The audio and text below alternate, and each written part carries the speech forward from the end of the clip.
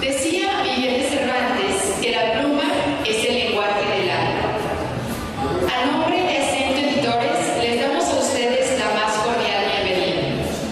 Y este día, sábado 13 de agosto de 2016, estamos muy contentos porque tenemos la oportunidad de dar a conocer una extensión de ese lenguaje del alma a través de un libro de un jalostotutlense muy talentoso que está aquí con nosotros, Antonio Ruesga Barba, para quien les pedimos por favor un fuerte aplauso.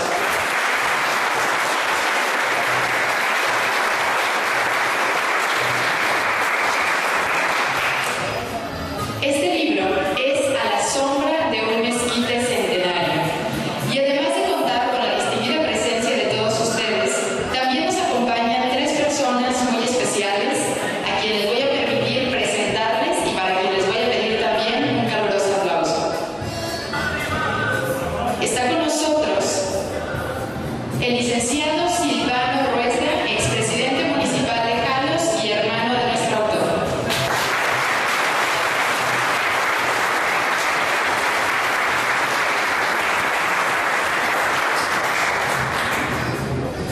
Se encuentra también un distinguido historiador oriundo de aquí de Jalos, el licenciado Atanasio Gutiérrez.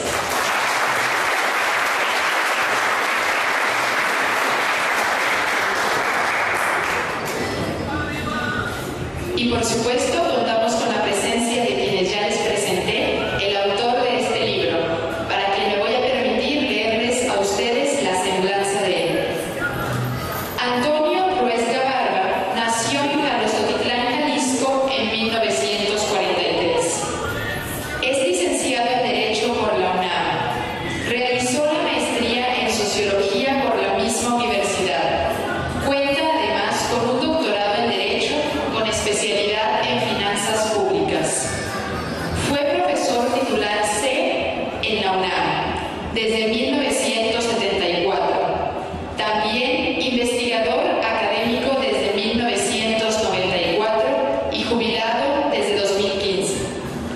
Ha publicado 22 libros como autor, coautor o compilador, así como artículos para libros y revistas. A lo largo de su vida académica se especializó en la seguridad social, materia en la que ha participado en congresos, cursos y seminarios en América Latina y España. Les pedimos por favor otro fuerte aplauso para Antonio Ruesga Barba.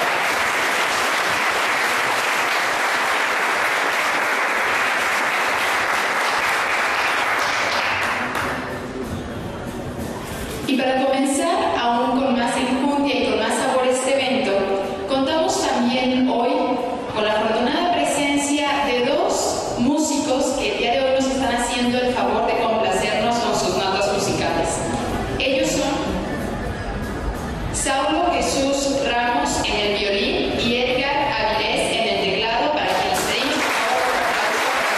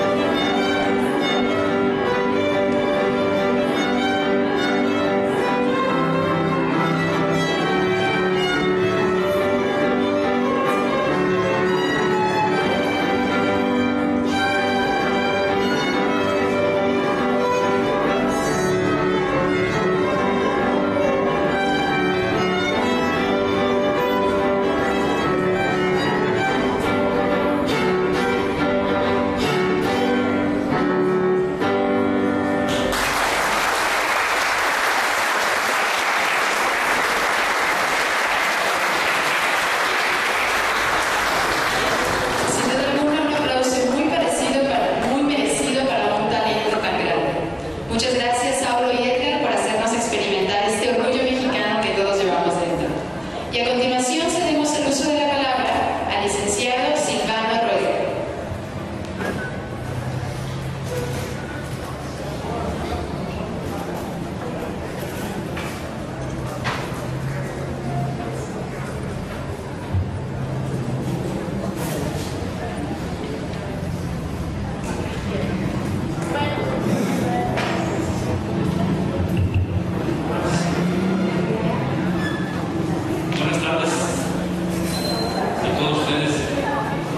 Quiero comentarles que es un verdadero honor que, por tratarse en esta ocasión de la presentación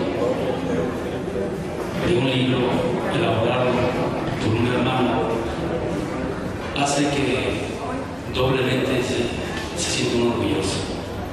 Y no quisiera iniciar sin antes, hablando de libros y de escritores e investigadores, agradecer y mencionar la presencia de algunas personas que están aquí, que particularmente se dedican a ello y que nos han legado, nos han dejado referentes muy importantes para cuando se analiza y se revisa la historia de Jalisco Titlán.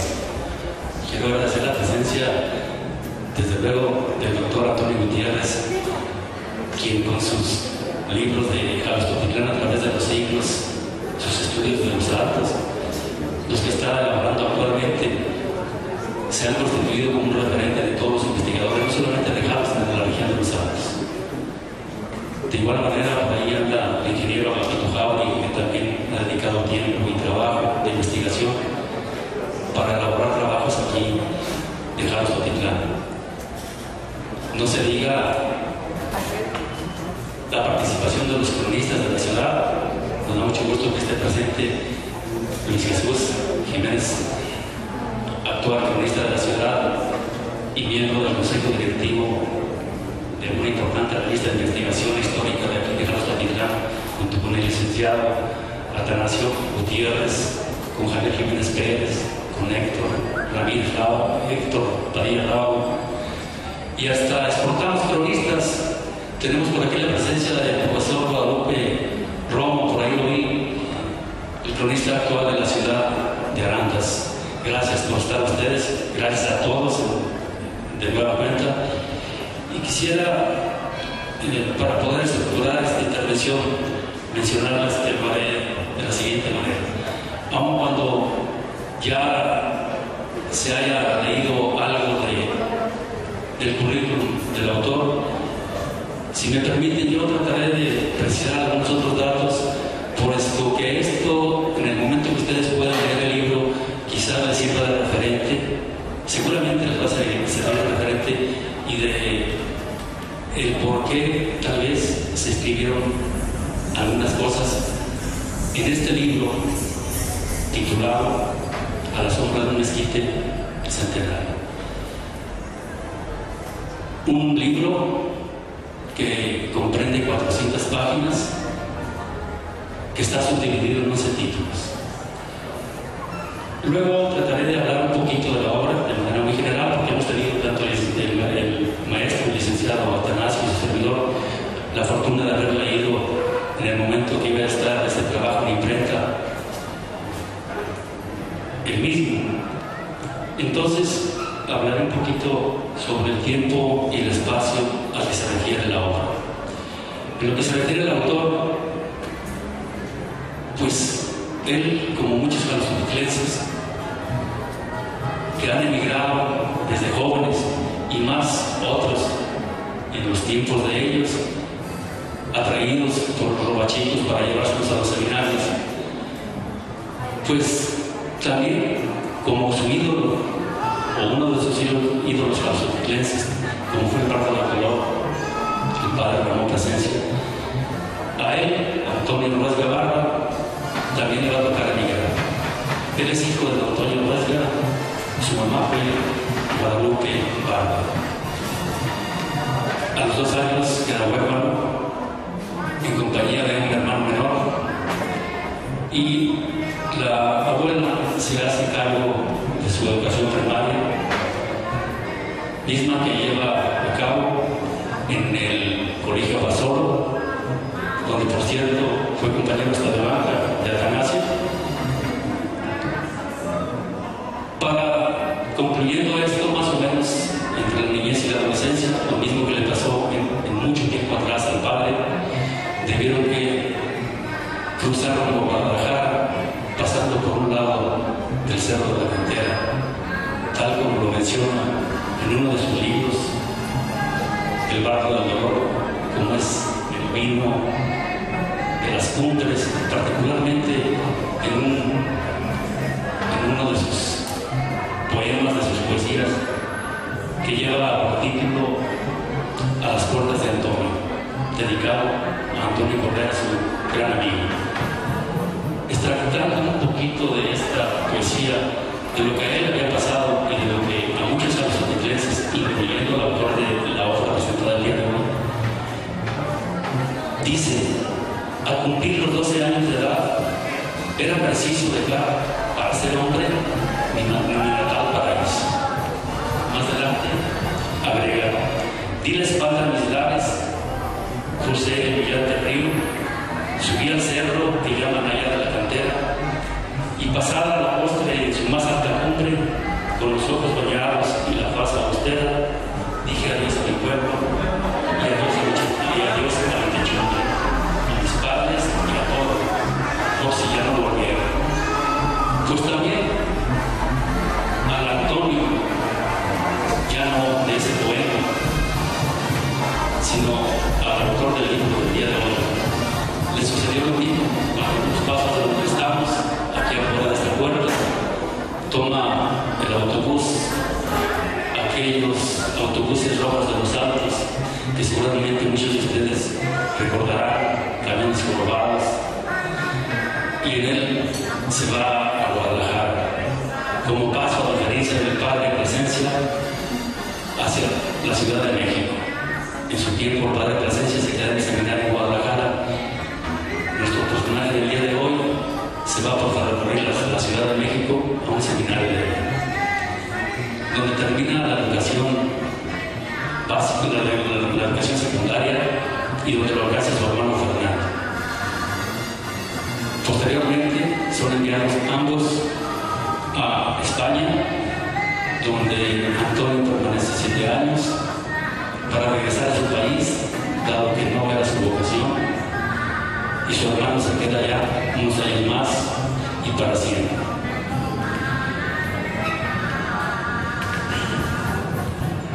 En México, como mencionaba hace un rato,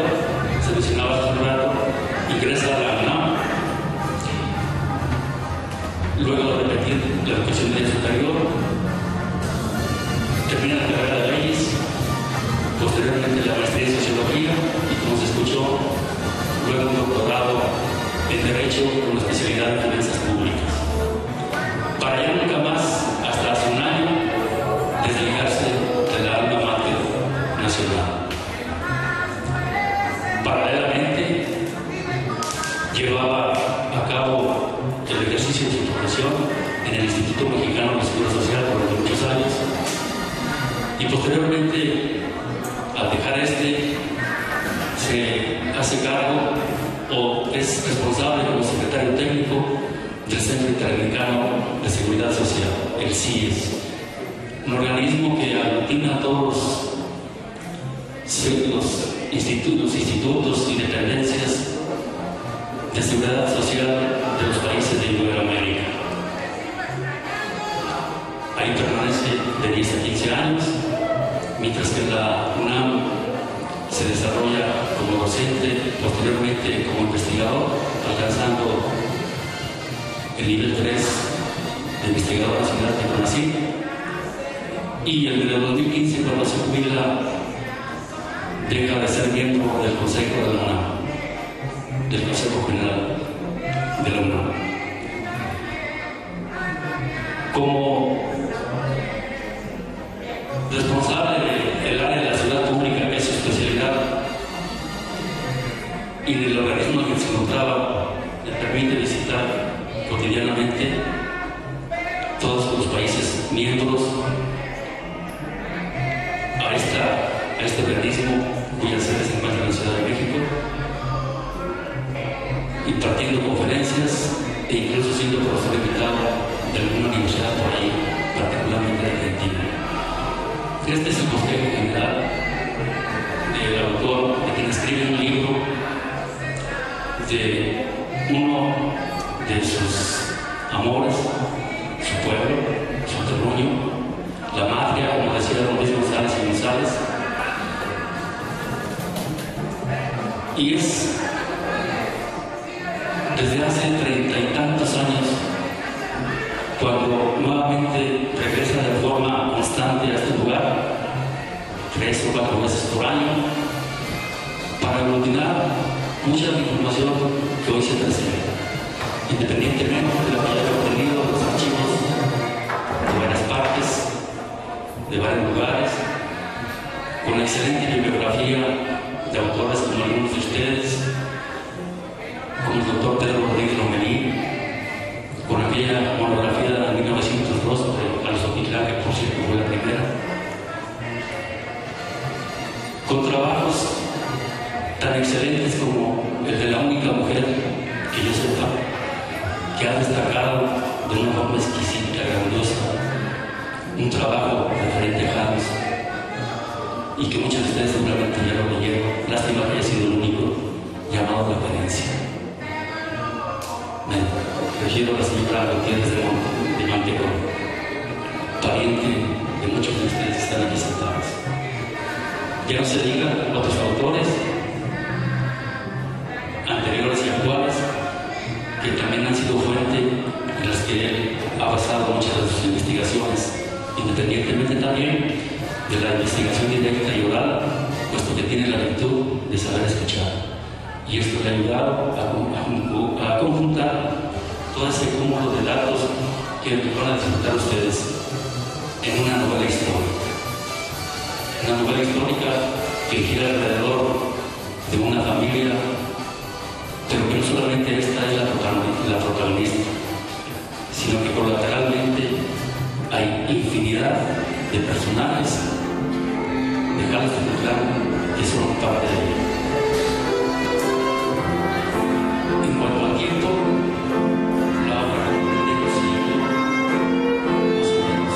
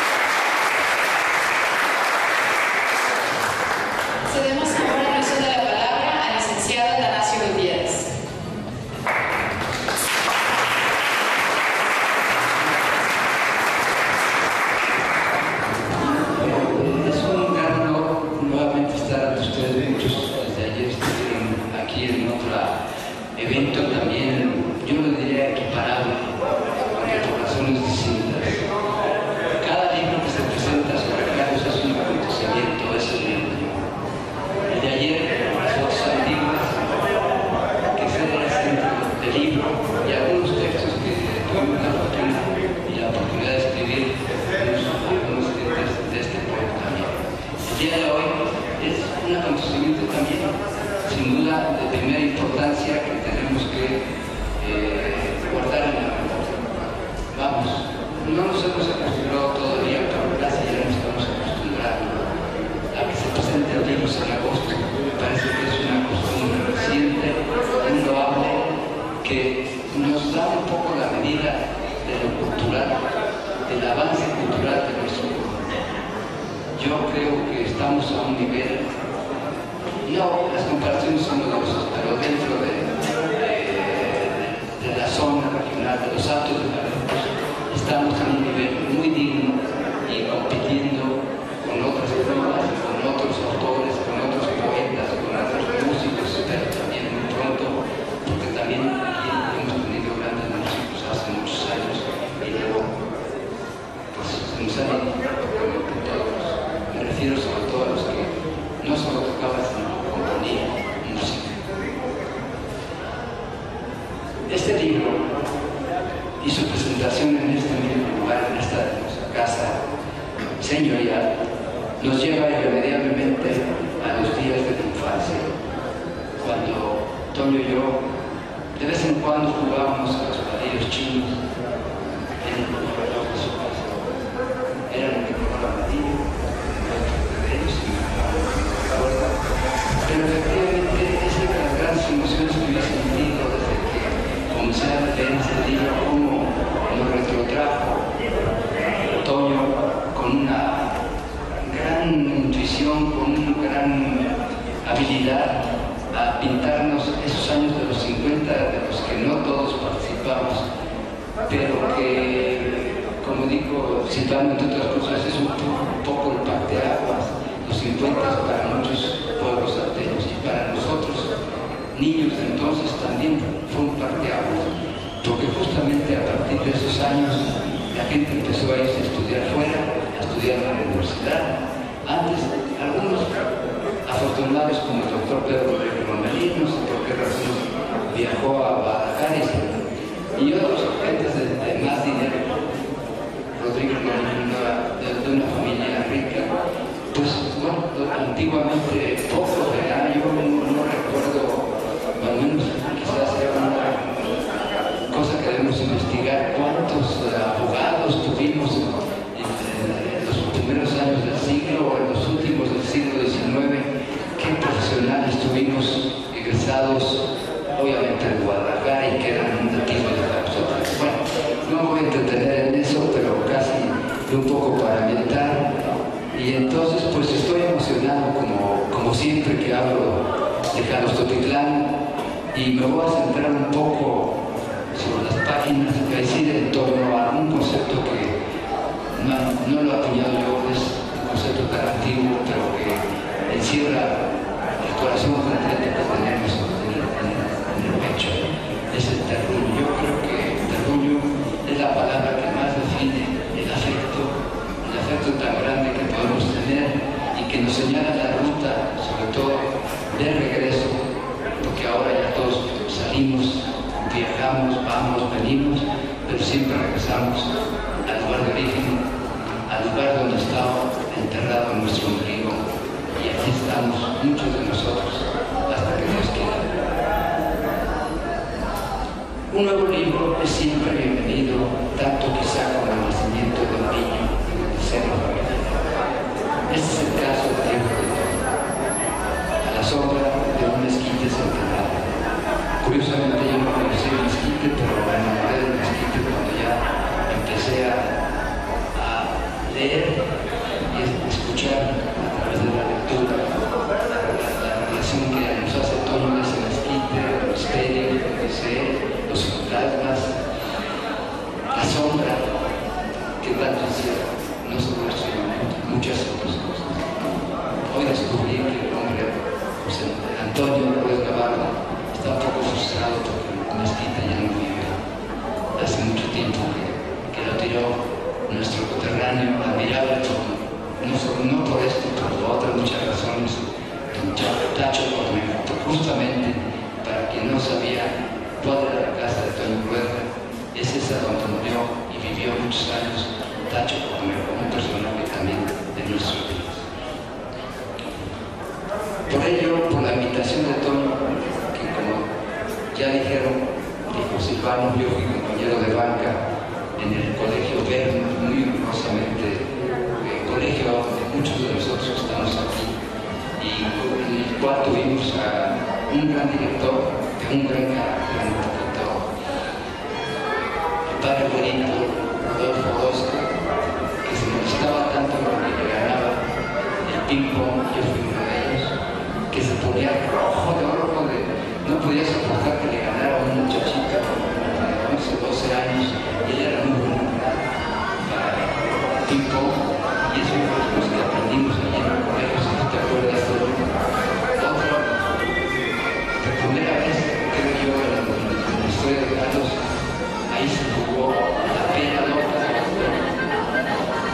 Estaba en el patio del colegio Verno, había 13 peras, 4 peras colocadas estratégicamente, y ahí a las 11 de la mañana, para que fuera el recreo, ahí le dábamos de trompadas a la pera negro que daba vuelta sobre una correa de burro.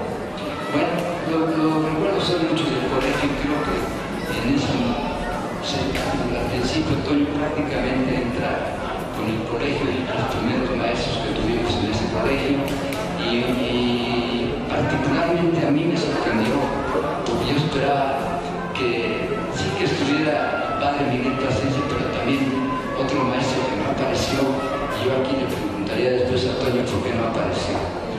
Pero el primero que aparece en la novela precisamente es el padre Miguel Plasencia, que según, no sé si sea ficticio, pero según escribe Toño, era un experto en pintura y podía hablar de pintura moderna, antigua, y entonces tenía, tanto Toño como el padre Plasencia tenían de vecino no muy lejano, a 50, a 60 metros, nada menos que el gran pintor Chapío.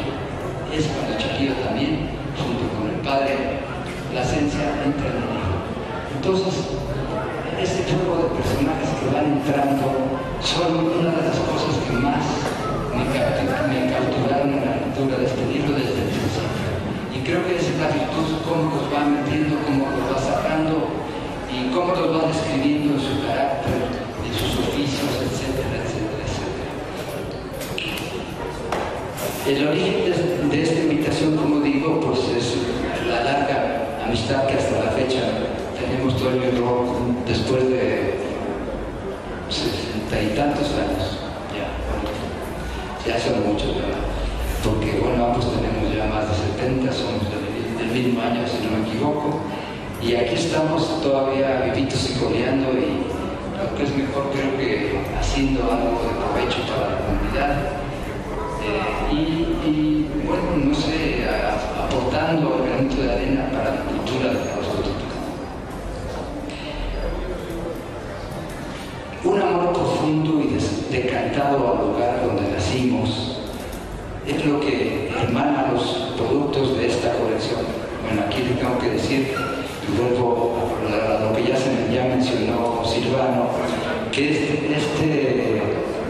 este libro forma parte de una colección que inició precisamente la señora Guadalupe Gutiérrez de Mantecón con un hermosísimo libro llamado La Querencia, que mutatis mutandis, perdónenme la expresión, es parecido al de Toño, pero con un giro. Los dos son libros de recuerdos, también el de Toño es de recuerdos, pero con una integración más de novela. Y la de Guadalupe Mantecón son como episodios aislados, ¿verdad?, donde aparecen personajes como el de Toño, ¿verdad? Incluso también le dedica, como Toño, a Basilio el Ciego un espacio muy pequeño, pero también ella lo conoció al principio de este siglo, en Jalisco. Entonces, resulta que Guadalupe Gutiérrez de Mantecón, que además familiar, digamos, que no es muy cercano, por parte de mi madre, escribió un gran libro, y yo tuve la fortuna, perdón que utilice yo porque no pude decirlo, que fue otra persona, yo fui el que lo traje a Tutitlán. La historia es muy larga, no la voy a contar, pero tenía una copia del libro y a mi sobrino carnal, que es el autor, editor de este libro y el creador de la colección La Tierra y la Raíz. Entonces, el libro primero de la colección fue La Querencia de Guadalupe Gutiérrez de Mantecón, que curiosamente es otra de las cosas que yo quiero resaltar. Toño, sobre todo los escritores, ¿verdad? Tanto ella como Yáñez, como Mazarre Yáñez, antes Plasencia, creo que también Gutiérrez Hermosillo también aparece por ahí. Esos son escritores todos ellos, y mi punto de vista es que Toño los integra a través de algún pasaje, algún párrafo, varios párrafos, alguna poesía, como en el caso de Plasencia, y es una manera de honrar, como se debe, a estos grandes escritores de la región o de Jalisco. Entonces, pues me emociona por esto y por todo, pero estaba en la cosa de entrar a la cosa del terreno, porque creo es lo que quiero describir con estas, y creo que hasta ahí voy a llegar.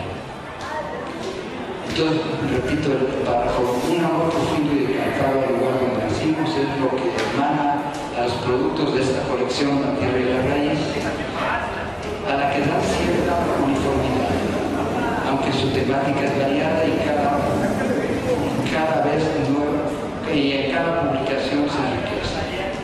Efectivamente, se trata de libros de recuerdos, de poesía, cuento, crónica social y otras más que vendrán en el futuro. En cuanto al libro de Toño Huerta, que nos ocupa, es el más extenso, bueno, se los digo porque anteriormente eran libros de 80 páginas, como el de La Querencia, más o menos, de poesía, ¿no? El de Agapito Rábago, que formó parte de esta colección, era un poquito más largo, unas 150, en fin, no pasaban, y aquí Toño nos metió un poco al editor en el conflicto de cómo publicar este libro, porque sí tuvo algunos problemas que a lo mejor nos cuenta después todo.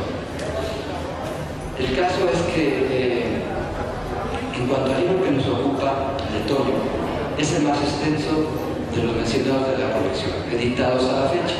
Sin embargo, además de su extensión, se diferencia de los otros por la forma como fue concebido y escrito, caracterizado por un estilo que busca su propio perfil con lenguaje austero, aunque a veces resulte un tanto redundante y florido. También es particular el modo que utilizó para integrar a los personajes en todos los sucesos narrados, por lo cual la sucesión de relatos que forman a este libro puede catalogarse como una novela que se construye sobre los hechos reales históricos, buena parte de los cuales son ampliamente conocidos y resultan comprobables para los que vivimos en los años 50, sobre todo, ¿verdad? Y a través de la historia de los que leímos la historia antigua de Tutitlán. Quiero recalcar que leí despacio y con mucha atención el manojo de relatos que contiene el libro, unidos en su columna vertebral por una historia familiar, la de la Huesca, que se desarrolla a través de 4 o 5 generaciones que buscan con ahínco jugar un papel trascendente en la sociedad local. Esa es mi percepción. Los primeros ancestros, y aquí me meto a la genealogía porque creo que es interesante, y nada más brevemente, los primeros ancestros de esta familia se avecinaron al parecer a principios del siglo XVIII en el pueblo de Tutitlán, con X. Por favor, usen más la X para escribir Jalos, porque hay algunas gentes que estamos pugnando porque regresa la X, como en México. México es con X y es la misma origen, la misma raíz de Granstock y de otros grandes lugares que precisamente es la misma raíz. Entonces se escribe con X por lo menos desde el siglo XVI hasta que el México independiente ahí empezó la J. Entonces yo creo que es injusto que lo que se escribió con X 300 y tantos años y que además obedece a la raíz náhuatl escriba con J y no con X. Lo escribí aquí con X. Perteneciente, vinieron ellos, esos primeros Ruesga, al reino de la Nueva Galicia, y son los Ruesga oriundos de las montañas, que es la parte que da al Cantábrico, fundamentalmente, ¿verdad?, de Santander hasta Asturias, me parece, Antonio. Y entonces toda esa parte se le llama de las montañas y da la marca Cantábrico. Parece ser que el apellido, aquí entro un poco en la discusión del asunto, que traían al embarcarse era el de Fernández de Rueda. De hecho, tengo que decirles que ahorita es una pequeña digresión, pero que se reafirma esto. En los últimos 15 días he estado paleografiando el libro de la Cofradía de Jesús Nazareno. Ahí encontré por lo menos 3 ancestros de ustedes. Hay una mujer que dice Hernández de Rueda y un hombre, Hernández de Rueda. Los dos están en un rancho, así que hay que buscar también primero que pensar que ellos se asentaron como casi todos en ranchos y después tuvieron su casa aquí y aquí ya empieza la historia de ustedes que es la vida urbana.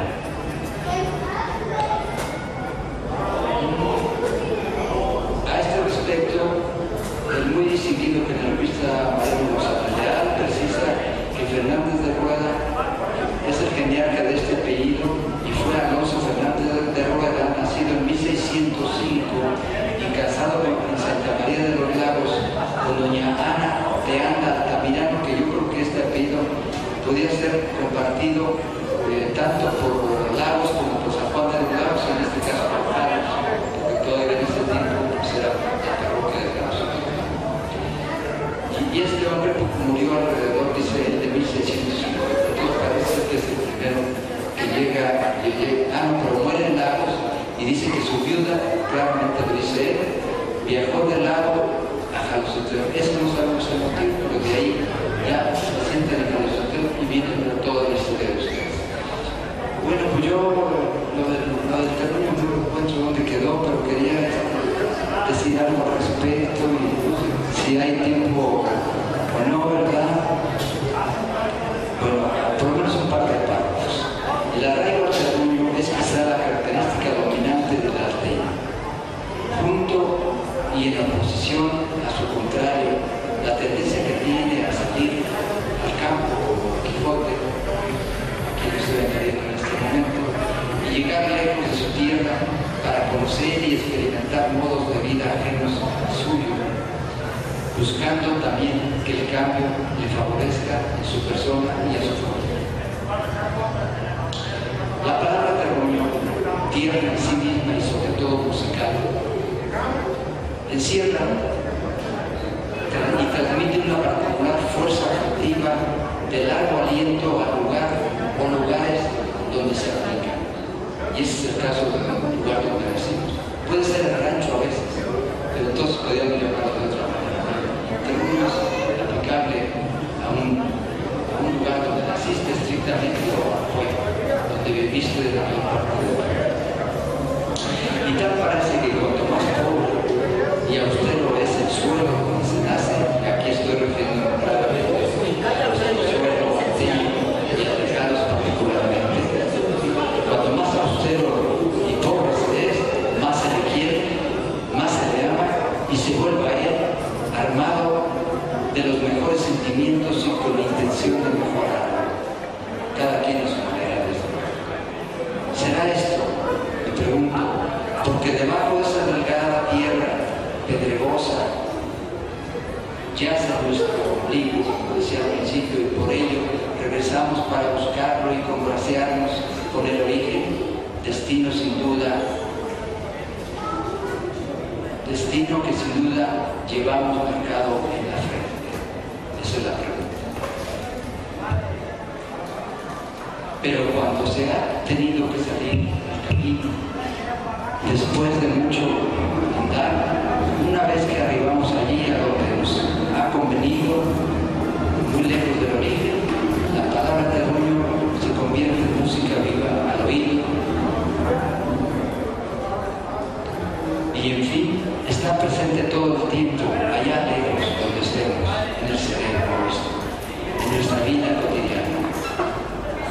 exiliado voluntario, ya seamos exiliado voluntario o aún forzado, es la misma situación. No deja de pensar en su tierra y en su gente como un auténtico imán que lo llama a la distancia, y en cierta forma figura como señuelo del paraíso perdido para reencontrarlo. Y esta es otra referencia a la esencia, al verso que hace rato nos dijo Silvano. Bien, paso varias hojas porque ya me voy a terminar. Termino esta presentación con una precisión general de este libro, que me permite afirmar a modo de conclusión que el autor, tal vez sin procurárselo, muestra todo el tiempo y a lo largo de sus páginas el cariño y amor profundo que siente por su pueblo, para quien no olvidemos que Jalos es el personaje más importante del libro, es otra cosa. Jalos y toda la gente que aparece en el libro, pero Jalos es el personaje principal y está vivo como una persona en este libro. Y Jalos tiene, los historias tienen palabras suaves que pocas veces son un tanto amargas. En cuanto al largo desfile de personajes que incluye, y por supuesto a los de su familia, pienso que los que Huerta eligió cuidadosamente con la intención de mostrar su admiración por ellos y rendirles un homenaje a sus virtudes y a su calidad humana, que por ello representan al pueblo donde nacimos y lo mejor de sí mismo.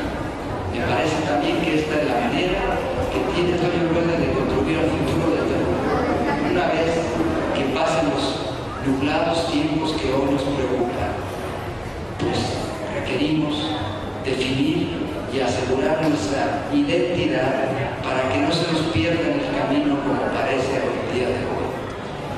Estimado Toño, mi sincera felicitación por la terminación de tu libro, al que deseo no solo suerte, sino el mejor de los destinos. Muchas gracias a todos.